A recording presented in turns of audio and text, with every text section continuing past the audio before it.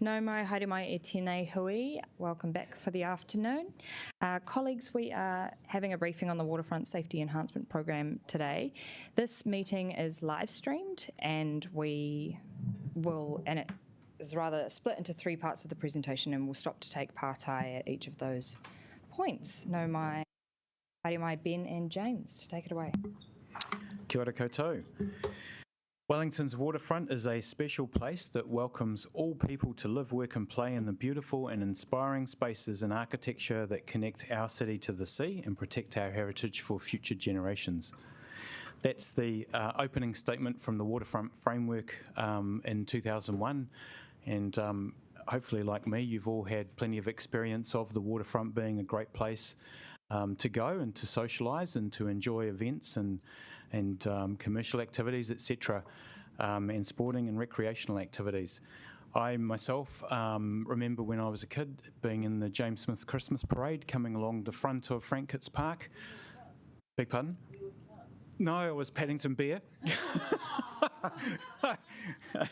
And I also remember when I was a little bit older doing Chinese dragon dance along the waterfront as well for Chinese New Year and the dragon boats, etc. So it's definitely also these days in the summer, at least because I'm a relatively fair weather cyclist, but it tends to be part of my morning commute as well, coming along the waterfront. It's definitely a wonderful and beautiful place, and we're all so proud of it. But it's also a place with inherent health and safety risks. The Health and Safety Act sets responsibilities on us when we're doing work and when we're staging events on the waterfront. But outside of those activities, there's a grey area around our other responsibilities. Outside of that, though, we still have a duty of care to consider the safety of the public and the broader area of usage of waterfront is what we want to discuss today.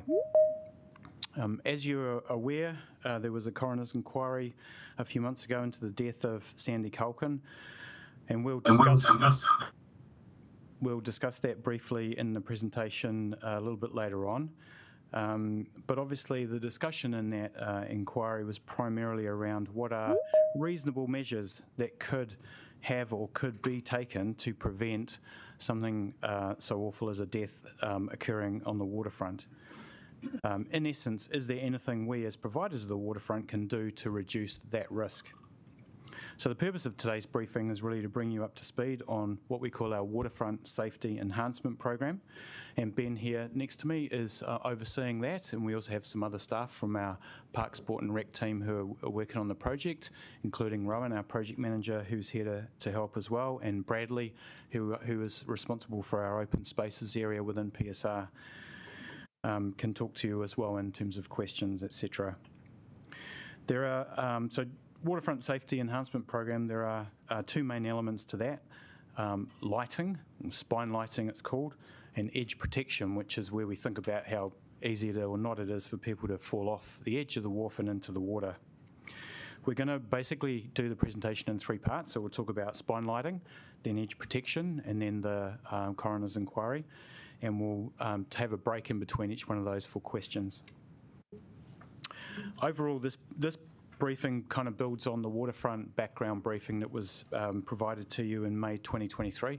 I believe that you've been recently sent copies of that as background material. If not, please let me know and I'll make sure that you get that. Thank you. So there's the quote from the Waterfront Framework. 34,000 square metres of area is quite a big space.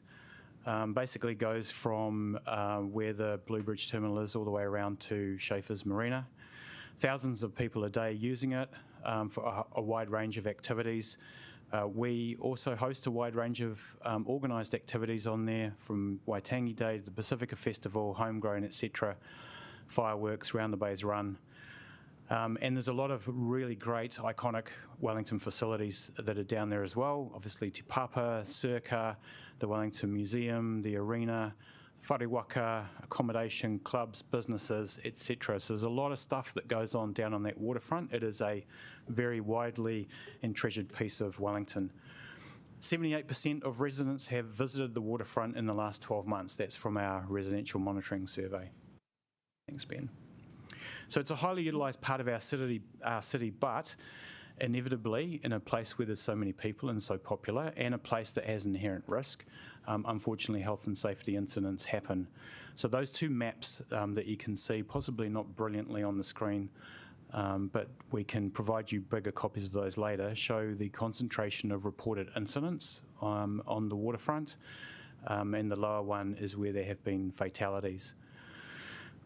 So various investigations and advice that we've received to date have really led us to a series of remediations, which we're now combining together into the Waterfront Safety Enhancement Program. And really the whole objective of this program is to make it a safe, accessible and welcoming public space. So the scope of the program, really, there are a few different components to it. Some of those are kind of generic remedial action, making sure that we maintain things like life rings and ladders and things like that. But the two key elements of it that will really change things down on the waterfront is the spine lighting and the edge protection. So spine lighting really is recognising the importance of illumination on the waterfront and ensuring that we are able to maintain a consistent level of light or lux along the main pedestrian routes. We are able to implement a system of lighting that is controllable and can be customised and can be changed. So what we're definitely not going to do is make the wharf look like the working container terminal wharf at night, which has big, bold lights all over it because people are working there at night with containers, etc. So that's not what we're talking about for this area of the waterfront. We're talking about subtle lighting that is consistent and safe, and it adheres to the NZS 2020 public lighting standards, and also the crime prevention CPTED and injury prevention IPTED standards as well. The edge protection is, as I said, it's really about what do we do to stop people falling into the water off the edge. And it's really a review of all of our waterfront edges. There are different edges with different characteristics all the way around that waterfront. But what we want to do is really look at all of the different edges that are there and the current implicit protections that there might be there. So there's some of them have got raised edges, some of them have got seating along the side of them, etc. Some of them have nothing at all. And work within our understanding of various different recommendations and applicable standards to come up with something that seems reasonable. And there are a range of different protections that we'll go over. Thanks, Ben. So now we'll concentrate on the spine lighting.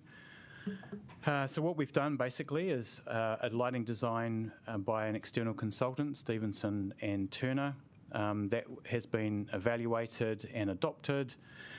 We did conduct a proof of concept trial of that in early 2024. And we currently have the Kumatoto to Queen's Wharf area underway and scheduled to be completed by the end of 2024. There's a slide coming up with a couple of pictures on it that give you an indication of what that change looks like.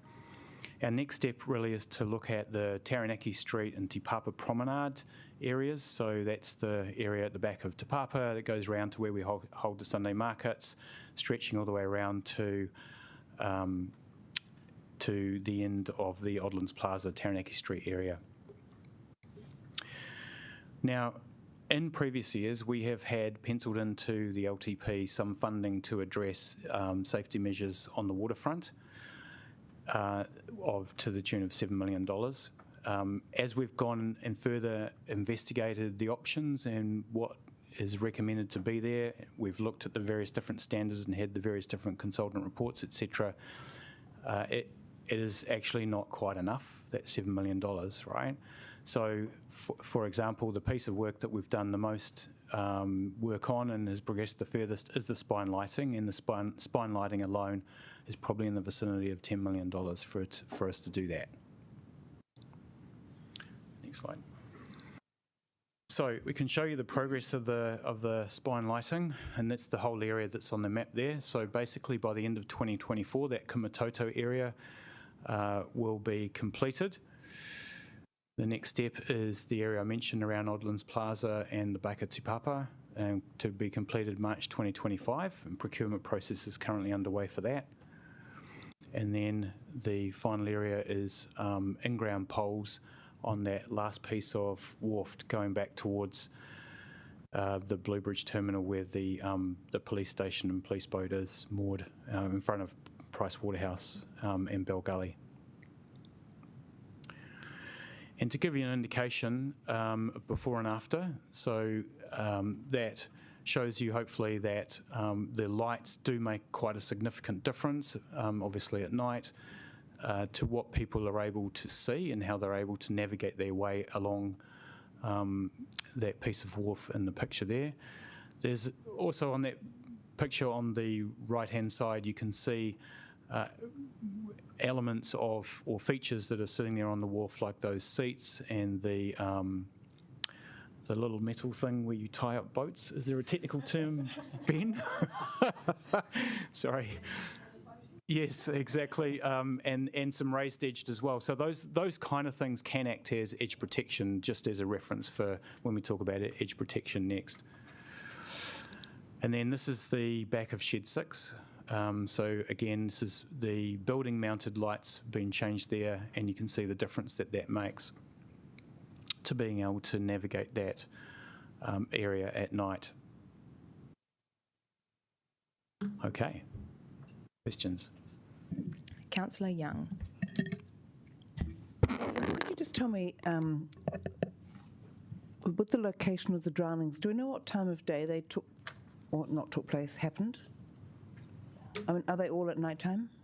A large number of them at night time, but not all of the times are known exactly. No.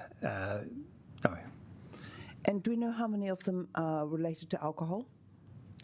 A significant portion related to alcohol. Is that a percentage? We can get that information for you. Don't worry. So I've got so many. The other one is we had a map of incidents. What's the definition of an incident? There is, I'll just flick back to it. So there is pictures of overall incidents. That's the top map. The second one below is the fatalities that have occurred. What is an incident? A whole range of things. It's anything that's reported back to us. So we don't actually have, obviously there's no council presence there, so not all incidents reported. This reflects the incidents that are reported back through the contact centre or that were made aware of by the police. So I suppose my point is, I mean, does it include, say, a pickpocket, or are they all related to people falling into the water? Not all related to falling in with the water. They could be other things such as collision with a bike or something like that, but probably not crime-related things. Okay, so, I mean, actually... Last question, Councillor. No, I've got some more, but I'll save them. Thank you. Thank you. Councillor Randall. So with those pictures, thank you very much. You talked about being able to control the lighting. Can you just elaborate a bit more? I mean, can you make it brighter, for example, if there is, people going to be actually working there or something like that, or maybe dull it if there's an event that says it's appropriate? Yeah, that's right. So the lighting is a modern system that can be controlled remotely. So you can change the colour of the lights, you can change the brightness of the lights, all of that can be controlled. So similar to what you'll see on other installations at other cities. Okay. And so I know the focus is on edge protection and protecting people from the water, but I was wondering whether there's any benefits in terms of making it safer for pedestrians and cyclists to be together as well, and whether or not some of the lighting is also on those areas where they're together. Yes, I think the lighting is for a range of things. I think for crime prevention, for injury prevention, and also just for public safety. Yeah. And lastly, are there security cameras there, or intended to be there as part of this? There's some, absolutely, yeah. Okay, thank you very much. Thank you. Councillor McNulty. Yeah, I guess being frank, we don't have $3 million to cover that gap easily. So do we have a list of H&S priorities across the city in which the waterfront takes more pressing need and we can redivert funds through? Because with the LTP amendment, we just simply won't be able to do things like dive in and find $3 million out of thin air, I imagine. Yes, they're our priority, and those are the ones that have been worked on at the moment. We've done it on the basis of the areas that are the highest risk, so that is the narrower areas. So some of the lighting is further back away from the waterfront or around the lagoon. That is the stuff that is deferred and not funded at the moment. And are there projects, so other projects in the city that, we would rate that might have some health and safety work associated with them, but we would rate having less of an overall risk than the waterfront, that we could bring that money from a different project into the waterfront to find that $3 million? We haven't really done that assessment, Councillor. This really is about the recommendations or the risk that we're looking into and the options on the waterfront. So that's really where this is intended to discuss. I guess weighing up priorities across the city is probably more something that you would do. Is there a paper that will come for particular decisions from today's briefing? I assume. So I think that's part of the idea of the briefing, is to find out what your perspectives are on next steps. Yeah. Certainly, in essence, what we're presenting today, if you were to do exactly what is in these slides, it's going to be more than $7 million. Yeah. So how you would want to go about deciding whether or not that was the right place to be spending the money, trading that off against other priorities, and when to spend it, and how to go about actually making those decisions is probably the kind of advice we need to get from you. Yeah. Cool. I can put you back on the list. Will be considered as part of the CAPEX program that'll come to you for the LTP amendment process. So I think that's the time that we'd be looking to get your priorities. Cool. Kia ora. Councillor Pennant. Thank you for your work. I really appreciate it. I'm a big safety person. So 2 questions. One is, what is the best evidence around the world about how to keep waterfronts safe? Are we doing everything within best practice? I presume so, but just want to check.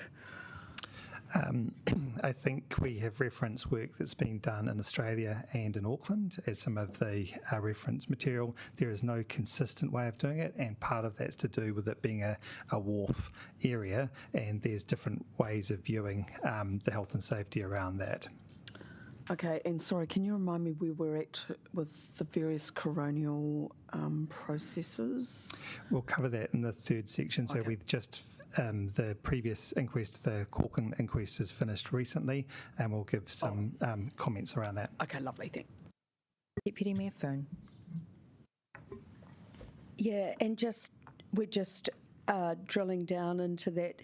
In terms of priorities and the consultants' new cost, what is that absolutely an absolute necessity to reach the baseline of a health and safety requirement, or are there are there flexibilities in the way we view that to make the decision? I think the work that is both completed and currently underway is the absolute necessity. There is probably some variability we can give you some advice on around the remaining areas. Right, thank you. Councillor Abdirahman. So my question is, I know you will be covering it later on, where that leaves us when it comes to coroner's recommendation and advice and the budget we're talking about. I think this is a top priority for us to do it. And what kind of advice are you bringing to us? So in the coronial inquiry, the coroner will come out with some findings at some point. All we can really do is go on previous experience. That could be up to about 6 months from when the inquiry was finished. So we haven't got that yet. We haven't got the findings from that inquiry yet. However, what we do have from our own team who is engaged in that process is some thoughts about what might likely come from that coronial inquiry. And most likely will be a focus for us to think and consider what measures we can take to improve safety on the waterfront. So do you think as part of the decision making as well, this will be significant decision making and might need a consultation with the public? I think there would definitely be an expectation of consultation, but we'd need to get to the point of presenting some advice about what to do next before that. Councillor Rogers. Yeah, I guess my question was if we were constrained to the original funding envelope, what sort of compromises would be looking compared to what's been presented today? The focus would be on the spine lighting along the waterfront edge, and the compromise would be the areas away from that, which may impact some of the crime prevention injuries, again around the lagoon, heading back towards the quays and so forth. And then one more if I can. And I guess the question was kind of around when we did do the latest LTP, what our sort of descriptors of the kind of level of service we were providing was, and whether this would be greater than the level of service we already sort of went out with, or less than. I'd have to come back to you on that, but in the sense that we're trying to achieve the standard, the public safety standard for lighting. I believe it talked about improvement in this, but we're now looking to achieve the standard as well. Cool, thank you. Councillor Calvert. I do ask for this all the time, but have we got the slides? Or are we going to get them at some point? Believe they've been circulated. Have they? I must have missed it. When was that? Last night. Last night? Yep. Okay, thank you. Councillor Brown. Obviously, this being a health and safety issue, I presume there is some sort of cost-benefit analysis, and given our financial resources, do we get to compare the net cost benefit of this particular health and safety area of intervention versus other areas? I mean, I'm just sort of curious about, if we have $5 million to spend on keeping people healthier, whether this is a better spend than $5 million on, speed minimisation on the roads, for instance. I mean, so will you be doing or providing that sort of analysis so we can actually judge the value of the spend in a sort of analytical or calculated type of way? So we haven't done that so far, Councillor. We just really have been looking at this particular issue itself and the risks around this and how to assess those risks around this one.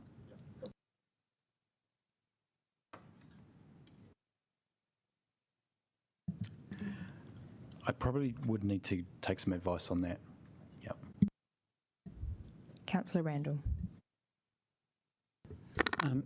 Just in respect to the lighting side, was lighting, just any comments from what was raised at the coroner's inquest around the potential impact of lighting? I mean, just saying, if you could cover that bit when you were coming to the third section, I'd appreciate it, just to join the inquest onto the lighting issue. Thanks. Councillor McNulty. So this was almost just in reply to your last answer, the comments you made, James. So I guess, wanting input from councillors, given the finite resources, for me, I personally need to see some kind of risk matrix across projects in the city to understand whether the $3 million gap for this ranks above doing $3 million somewhere else, sort of to the point Councillor Brown was making. And I imagine that could be the view of quite a few councillors, but to be able to look, it's very difficult to look at this in isolation if we're going to look at extra funds. Yeah, no, I appreciate that, Councillor. I think that when looking at health and safety risks, they tend to be within the context of that particular element itself, and so they have to be considered within the context of that element as opposed to traded off against each other. But I'm happy to consult with my colleagues on what potential advice we could give you around that. Councillor Young, last parti, and then we'll move on to the next section. So if we spent the $10 million to put up permanent fencing, would it look very different to what's there right now? We're just about to come on to edge protection, Councillor. I'd like to be one step ahead of you. All right, on to edge protection.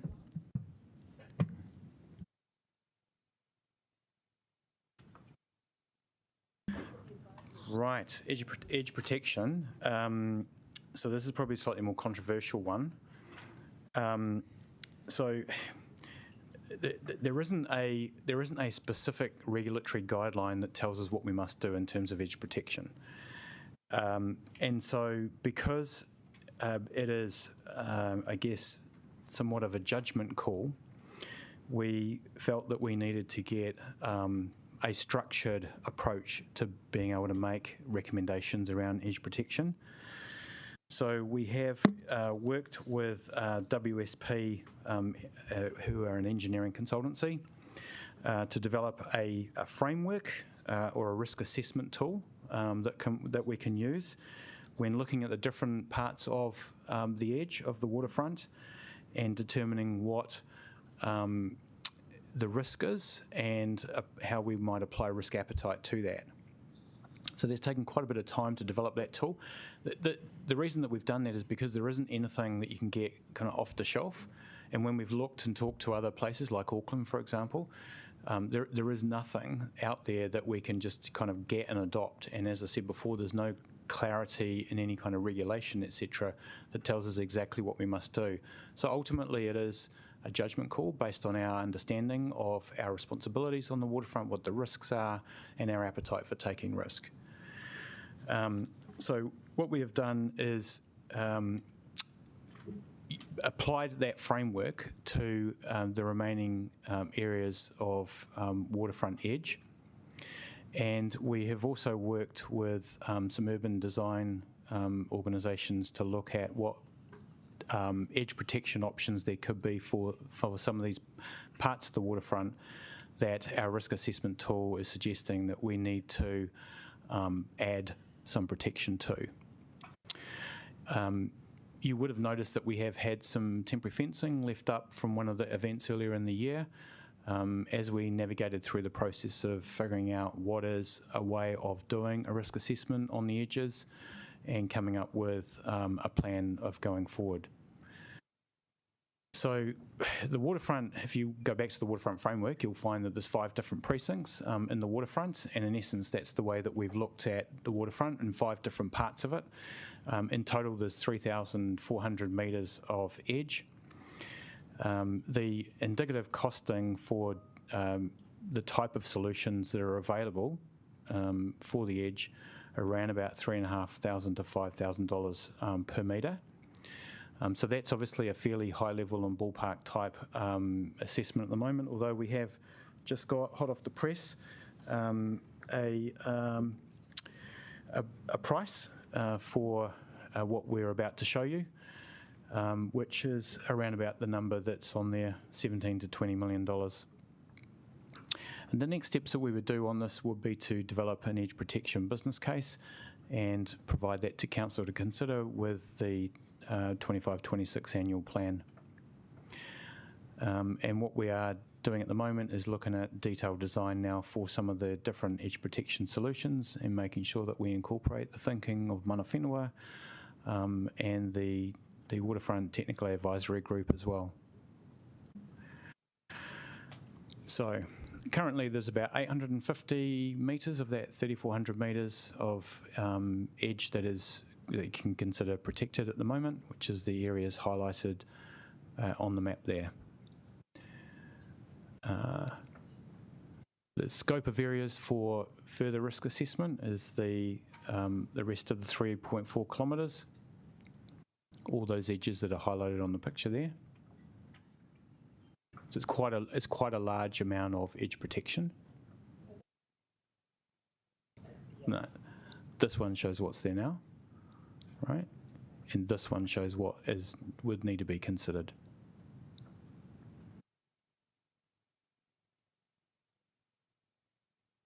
So you're looking at the highlighted yellow bits. Yeah. Thank you. Would you mind? Little bits of yellow? Lots of yellow. Big one?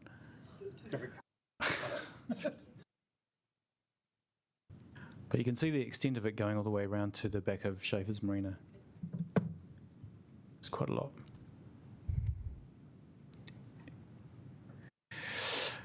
And as an example, that is the kind of edge protection that would be put on that piece of wharf at the back of Te Papa.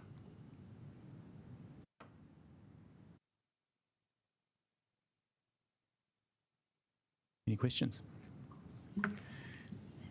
I'll have the first part. I just wondered what would be the risk in just retaining the fencing that we have now, the temporary ones, and how long would that cost? Or the cost? I'm not sure what the cost is. I would have to come back to you on the cost of that. And I just wondered, because acknowledging around edge protection that there's no sort of one best practice, how did we come to the specific fencing that we've got there? Is it to match what we've already got, or have we kind of opened up our options and looked around? Have looked at a range of options and engaged with Mana Whenua as well in terms of what would be appropriate. The costings have been done on several approaches. A lot of the cost is to do with remediation of the wharf edge and the preparation of the space rather than just the balustrade itself. And there are different design options available for the actual balustrade. All right, thank you. Councillor McNulty. Assuming, just because it wasn't in the slides, there's no money that's been set aside in the LTP for this edge protection work? That is correct. So we need to find 20 mil. Okay. In terms of maintenance costs for this edge protection, given it's a pretty blustery, sea salty type of environment, do we have an idea of what the ongoing implication of that might be in terms of operational expenses? I haven't got that in front of me, Councillor. We can certainly get that, but that's one of the reasons why it's quite expensive, because of the type of materials that need to be used so that they can actually withstand the environment that they're in. Yep, thank you. Deputy Mayor Phone. Do we have a costing on what the current fence is costing us per month or per annum? The temporary one? No,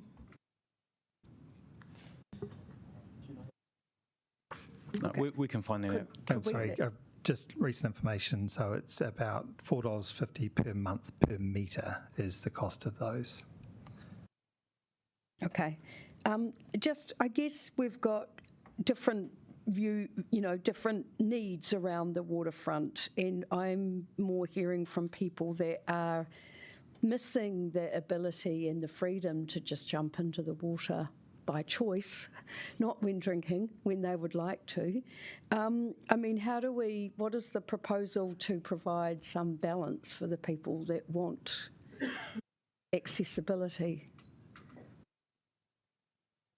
So obviously it wouldn't just be put a fence around the whole thing. It would be, this way we're breaking it into precincts and looking at the purpose and use of each of the different areas within the waterfront. So for example, the type of use and the type of edge at the Kumatoto end, say where the east-west ferries are going along by the side of Shed 5, etc., is very different, say, from the picture and the use there. So we look very much at how the piece of wharf is used and its inherent risks, how much can be countered with lighting, and also how we can design something that still enables people to have freedom of access to the water, to do the activities that they love to do. So, very much not putting a great big fence around everything. It's very much putting fencing up where there is genuine risk, and there is really no other way of mitigating that risk, but making sure that it's done in a nicely designed way so that there are still spaces where people can fish and get in the water and get out of boats and things like that.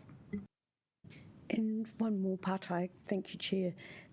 So just to go back to the health and safety requirements, so there are no specific requirements around how we fence the waterfront from a health and safety perspective? No general comments, but the framework looks at things like, is there a fall from height onto a hard surface, like the areas around Ferg's Kayaks where you've got a wharf landing onto a wooden platform below. So some of the areas are really straightforward in terms of how they'll be treated, the others not so much.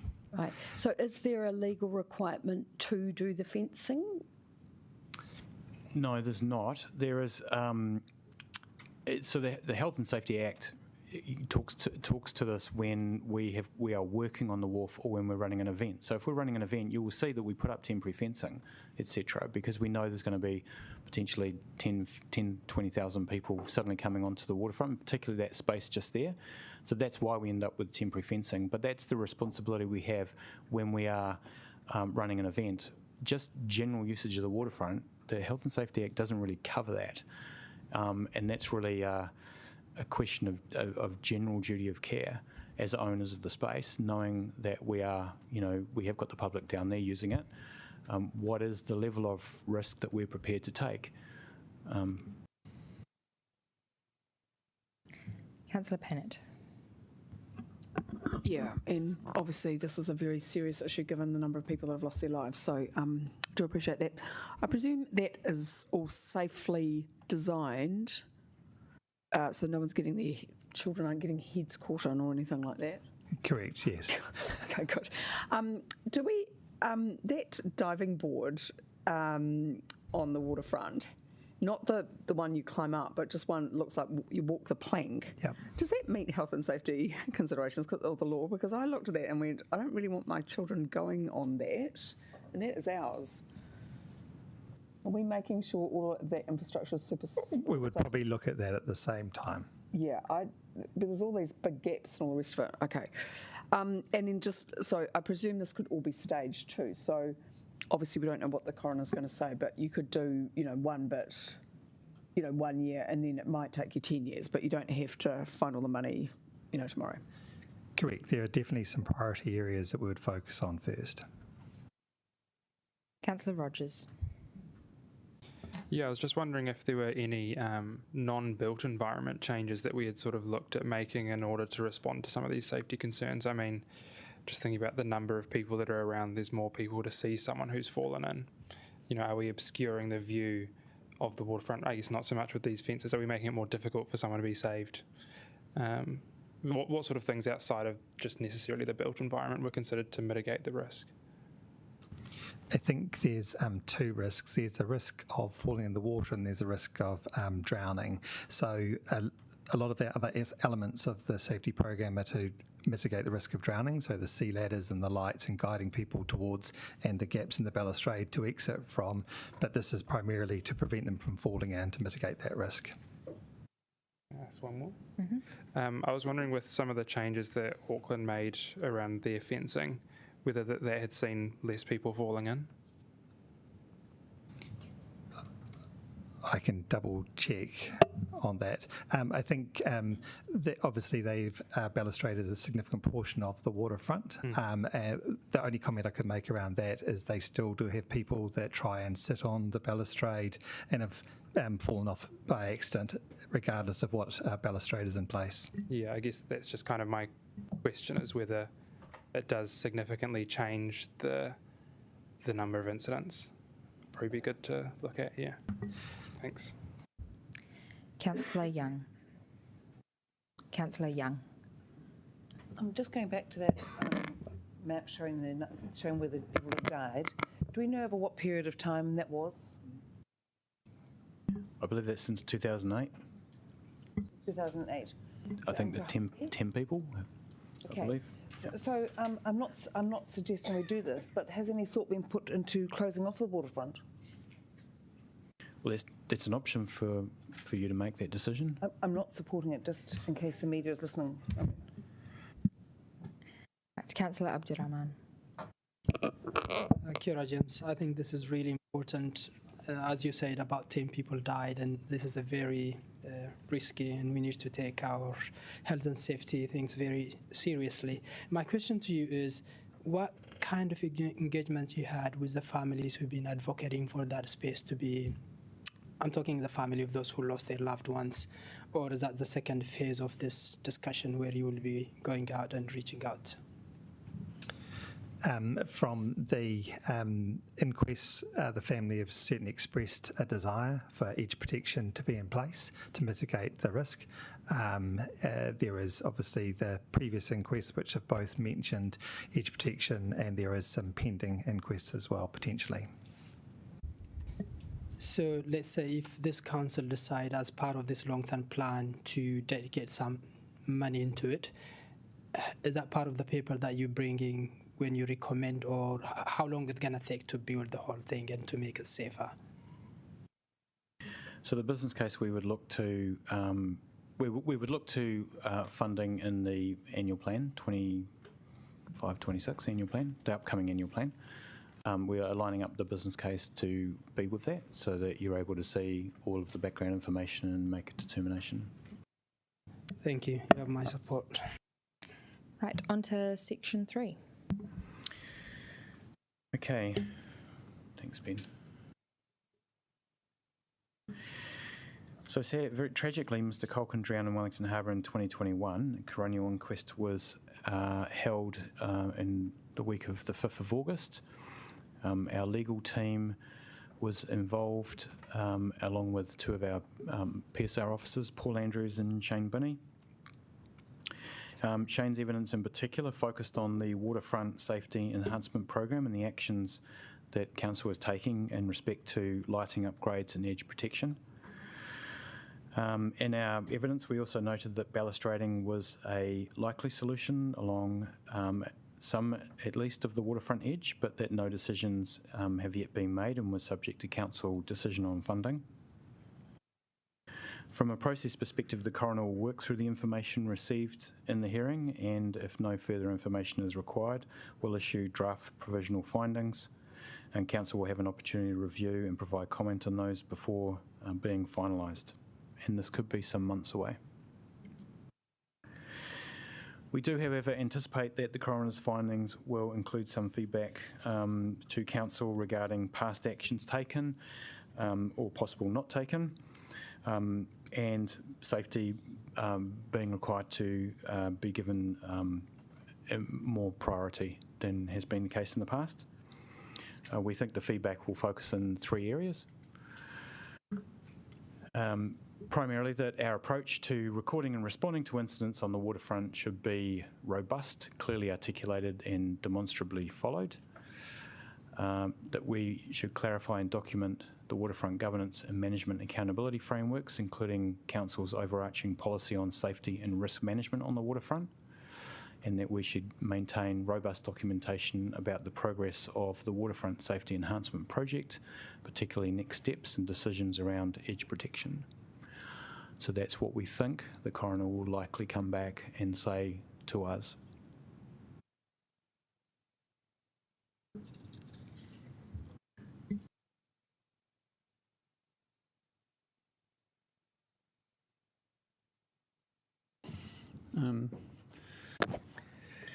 Because we don't expect the coroner's report. No, Ray. Sorry. Councillor Randall. Okay. So thank you. First of all, just to follow up on my other question, in terms of the evidence that was presented, or was there evidence that the lack of lighting was potentially, not to get ahead of conclusions, but was potentially an element towards the unfortunate incident? The lighting was a factor in some of the incidents. I don't know if it was particularly discussed in this inquest, but I have advised that the coroner's witness and the coroner was positive with the progress that Council had made on lighting in the time, just to answer the previous question. It was certainly discussed, Councillor, in the inquest, yeah, the lighting and the adequacy of the lighting along that piece of waterfront where Mr. Culkin unfortunately drowned. Okay. Yeah, that would be thing. Councillor Chung. Because we haven't had, we're not likely to get this report back from the coroner for another 6 months. Shouldn't we actually wait until we get that report back before we're actually taking any action? So that's a decision for you, Councillor. What we have done is before the inquest, and since the inquest, we have been working on a program of looking at the risks on the waterfront and considering safety enhancements, which is what we've been discussing today. So we are progressing that, but recognising that given the type of work that we think needs doing, there isn't enough funding currently in the LTP for that. Councillor Young. Mm-hmm. I'm wondering, why have the costs escalated so dramatically?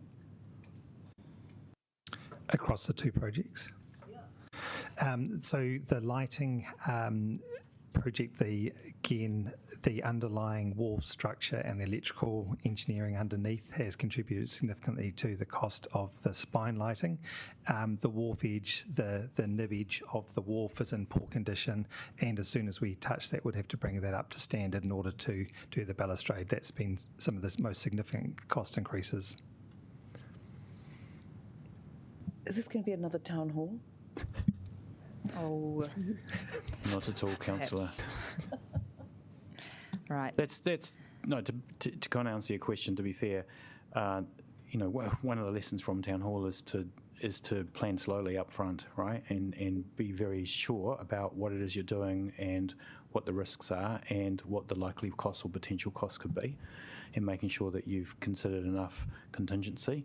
So that's exactly what we're doing in this instance on this project. Councillor Abdurrahman.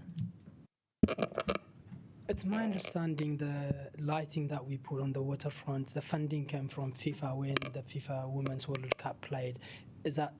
Are we talking different funding for this lighting, or is that related to that one?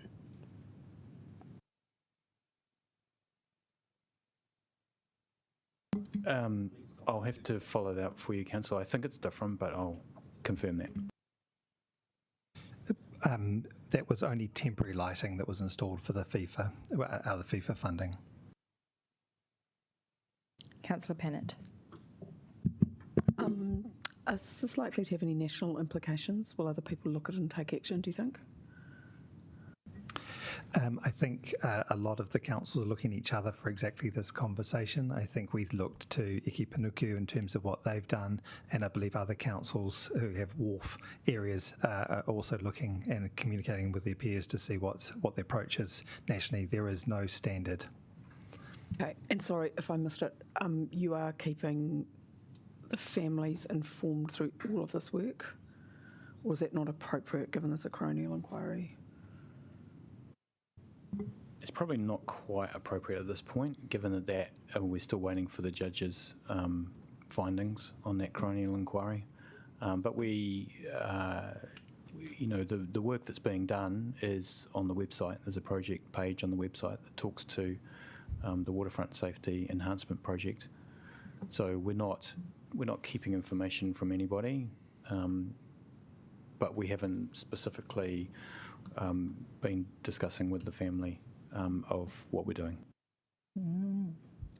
I wondered if you might be able to outline next steps, or it's floated around a wee bit today, the next decision coming to our table. If that's a part of the long-term plan amendment, would we be preparing to see kind of advice before the end of the year around potential options, or what will be happening next?